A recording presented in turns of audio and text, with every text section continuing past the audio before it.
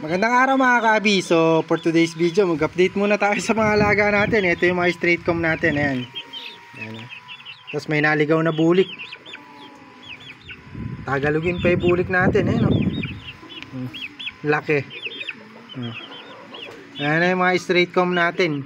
So nagkasakit, na-recover naman natin agad yung dalawa natin na straight comb na nagkasakit. So update lang tayo sa mga kalapati natin. At in-update ko lang kayo na mabilis dito sa mga manok natin.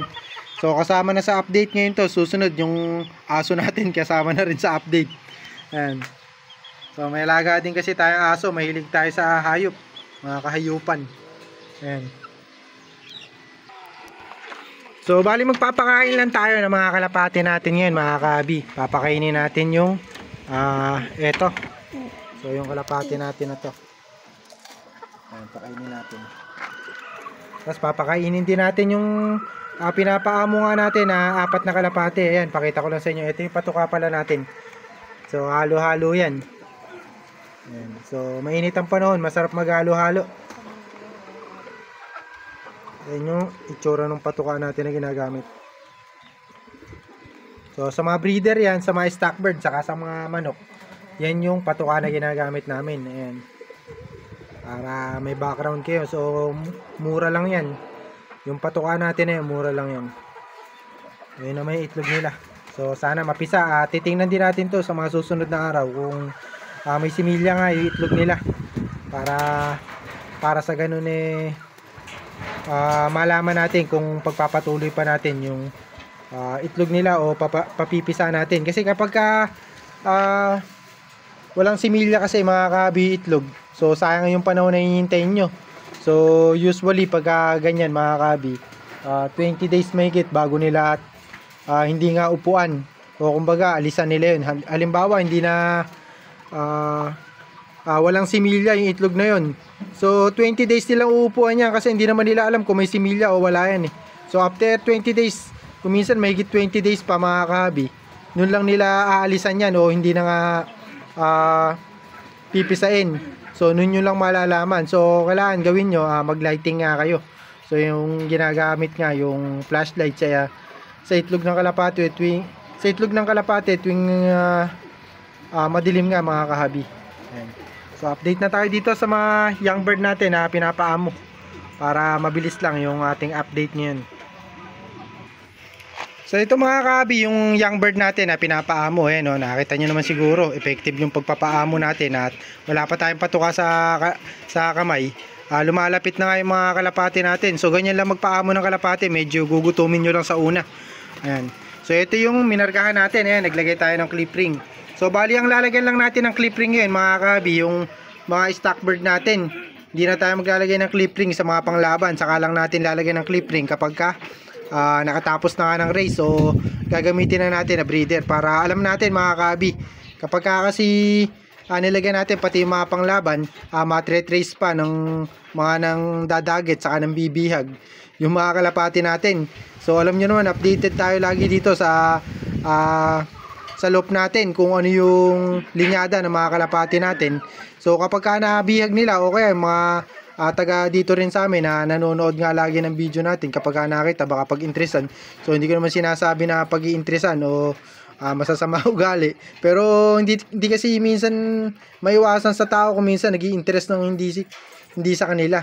So hindi ko naman nila lahat talaga, pero meron talaga mga tao na ganoon mapag-interest. So tayo, para maiwasan natin yun, so hindi na natin lalagyan ng clip ring yung mga panglaban natin saka yung mga binabatcher natin na young bird. So yun nga, bali papakainin ko lang ulit para masanay nga at umamo to yung mga kalapati natin. Napakailap kasi neto yung dalawang puti natin na to.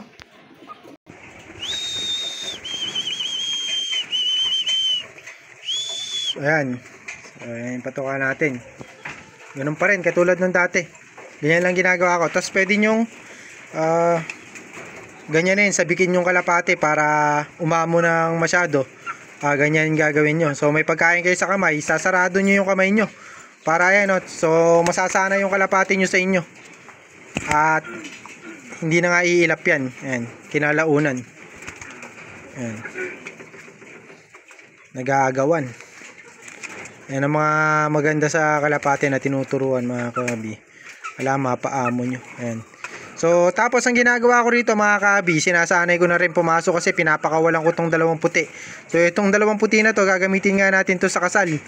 So kailangan mapag-anak pa natin yan. Bali May o June pa natin magagamit na breeder to, yung dalawang puti na yan. Magpaparami tayo ng puti. So para na rin sa mga nagre-rent ng kalapate sa kasal. So magpaparami tayo ng puting kalapate. Ayan, ganda pang tingnan pag ganyan yung kulay ng kalapate nyo. Ayan. So hindi talaga to binread o hindi natin inalagaan to para panglaban yung mga puti na yan mga ka-abi. Talagang gagamitin lang natin yan sa kasal. Ayan. So ayan, nagpakain na tayo doon. Ayan, no? So maliit lang yung pakainan nila ngayon, o yung patukaan. Para masanay nga sila na nakikipag-agawan. So yung dalawa natin na young bird nito, ito, sasama kasi natin to sa stock bird. So medyo magugulang na yun.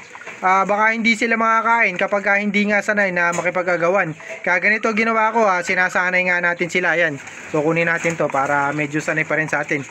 So ganyan lang yung ginagawa natin. Hawak-hawakan nyo lang na ganyan para masanay din yung mga young bird nyo. Ayan, masanay yung mga young bird nyo sa inyo. Ayan. So kung napanood yung mga previous video natin dati, lapit ko lang yung kamay ko na ganyan. Kuminsan lumalayo na yung mga puti natin. Ngayon sanay na sa atin. Ayan. So kunin natin yung isang puti. Tapos gagawin natin dyan. Ayan. So para sanay na pumasok dito. So para napapakawalan natin. Ayan. Ayan. Yung dalawang puti lang naman yung ginaganyan natin. So yung kasama natin nagpapakain na rin siya ng kalapate, yung mga panglaban niya. So tayo wala tayong panglaban ngayon. Ayan. Sige, pasok. So kumisan inihahagis ko sa labas yan. So para nga masanay ng gusto. Mahirap kasi kapag di sila nasasanay masyado. Ayan. Pasok ka lang dyan, ka pumasok. Ayan, so ganyan lang lagi ginagawa natin. Etong dalawa natin na to, hindi ko na sinasanay ito.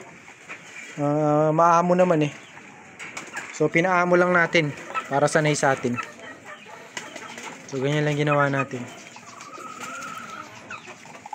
Kunin ulit natin para masanay ng gusto. Tapos para makakain na rin ng gusto yung dalawa natin.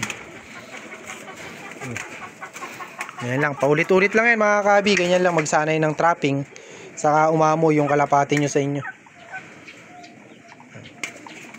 Dagdagan natin yung patuka nila.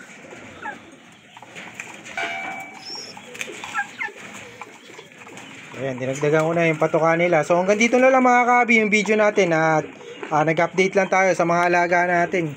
So susunod ko na ulit kayo update dun sa iba natin na breeder.